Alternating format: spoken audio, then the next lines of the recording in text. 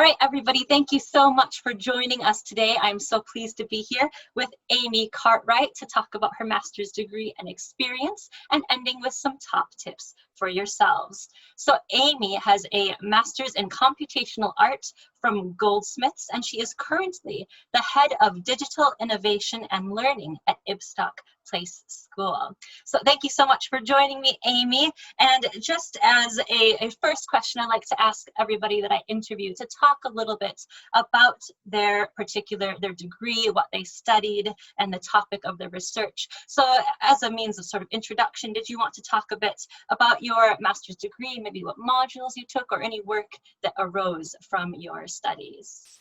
When I started at Goldsmiths, I wasn't really sure what to expect. The degree itself, computational art, involves artists coming in and learning how to write code and learning how to work with different new and innovative areas in technology and applying that to their own artistic practice.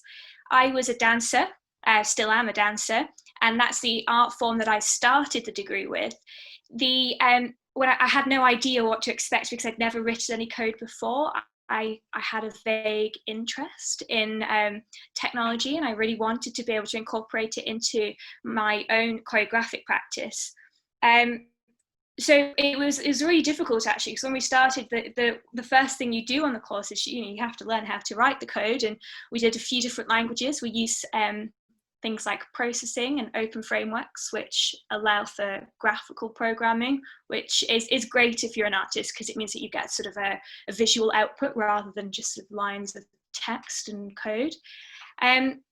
So there was a few modules where it really was just sort of a hard grind, like this is what a variable is, this is what a conditional statement is, and you need to be able to know all this. And it probably took at least a term and a half for me to get to really understand how the course related to dance and how I could pull the information that I was learning into my own artistic practice. And then, from then, when we sort of entered into this sort of thinking about what the final project would be, and it was an exhibition, so I had to produce an artwork that was in some way technological for a live exhibition.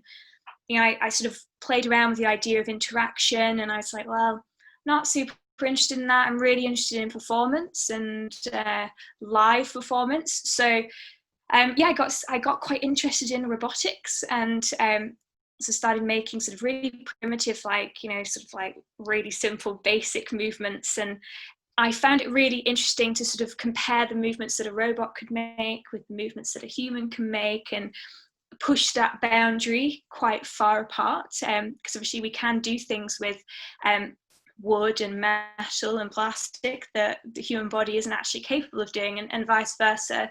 So my final project really sort of delved into this area of robotics and performative agency for non-humans, and that has continued. I still do research. I've made another piece since graduating, and currently sort of in the early stages of a third that kind of follow the same research path.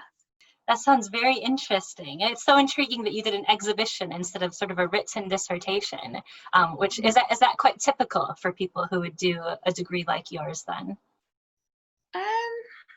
Yeah, I would say so. I think given that it's a creative degree, and there does tend to be some kind of creative output. When I did an undergraduate degree in dance, and that we had a dissertation for that. So it's not, it depends on the course, I guess. This one I knew from the off that there would be an exhibition. That was how I got introduced to the course. I went to the exhibition from the previous course. Yeah. Yeah, very interesting. Well, you've already talked a little bit about this, but it does bring me to my next question. It's a nice segue. Can you talk to us a bit about your experience of actually doing your master's? So what did you find most enjoyable through the course of doing it? And as well, what did you find most challenging? It was a predominantly practical MA. We had one pure theory module, but the rest of them were really sort of sitting in front of a computer and figuring out how to write code and how to work with things like Arduino and physical computing.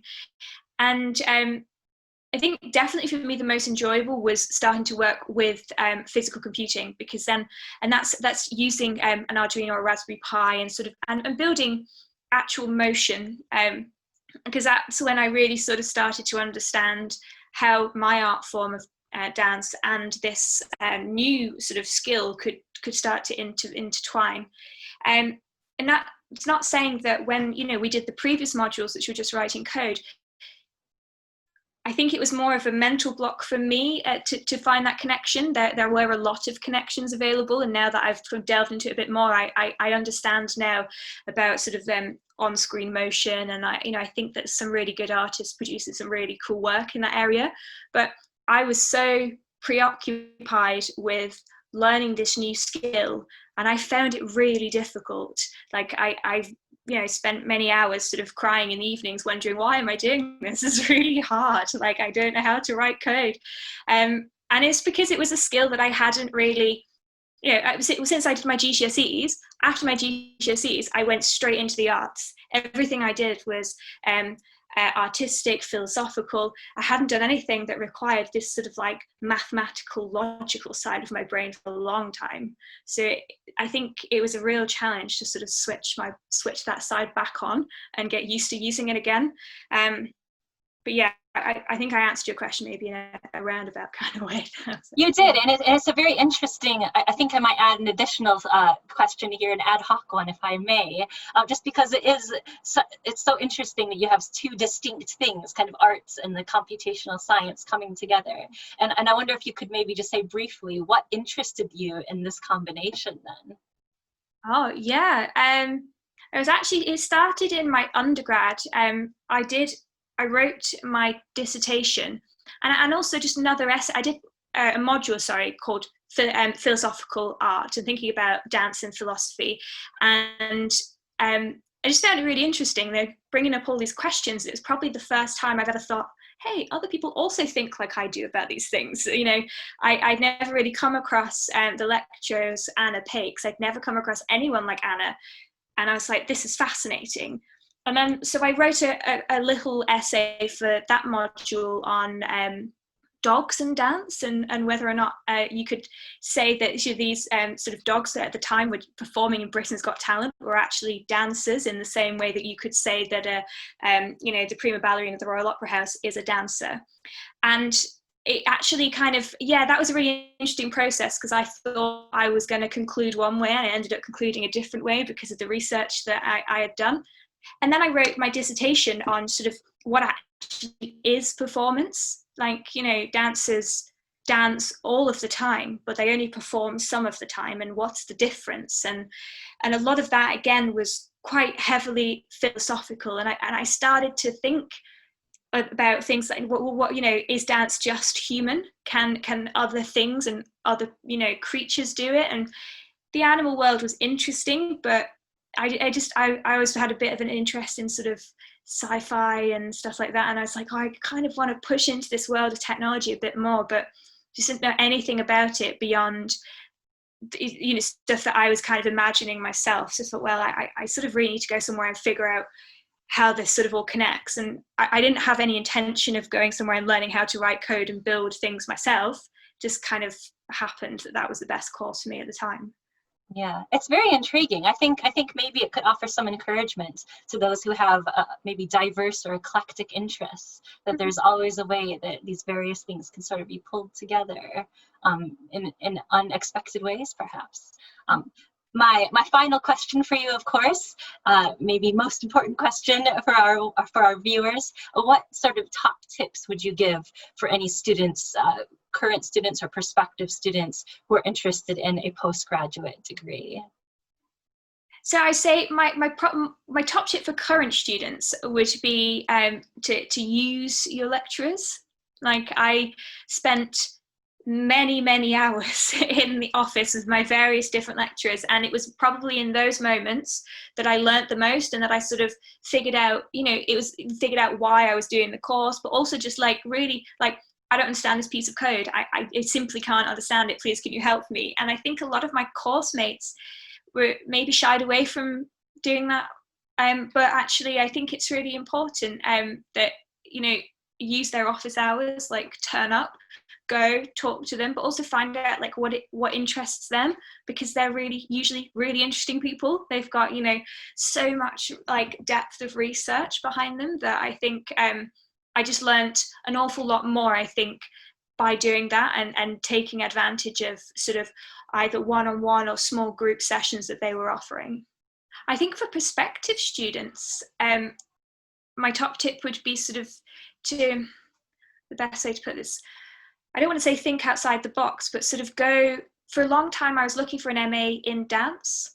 And I was like, you know, this is what I want to do. I want to work in the dance field, and these are my interests. And I almost signed on for some different MAs in, you know, places like Chichester, which have really good dance MA courses, and they are great. And I was planning on sort of writing and carrying on my interests in the sort of from a more philosophical level. But it's sort of like, yeah, I stumbled across Goldsmiths. I went to the exhibition and I was like, hey, hang on a minute, this is really cool. Like I spoke to the lecturer, who was really enthusiastic about me being a dancer because they'd never had one before. And he was like, oh, that's really exciting. You should definitely do it. And just, I don't think I would have thought that far outside of the box. I never would have joined a computing department off my own back, because it would have been terrifying. But actually I've learned so much more from doing that. And I think just really sort of push yourself to explore all the options that are available. And that would be my top tip for perspectives. Thanks so much, Amy. It has been a real privilege to have you here. And I think we can say the motto sort of your interview has been thinking outside of the box, not just sort of thinking how do your interests coalesce, and not restricting yourself maybe just to sort of what seems like the most obvious option compared with what your interests are. Thank you so much for watching this video again, everybody. I hope you enjoyed it. Please do subscribe to this channel if you're interested in further research tips. If you have any questions or comments, please do leave them below. Thank you.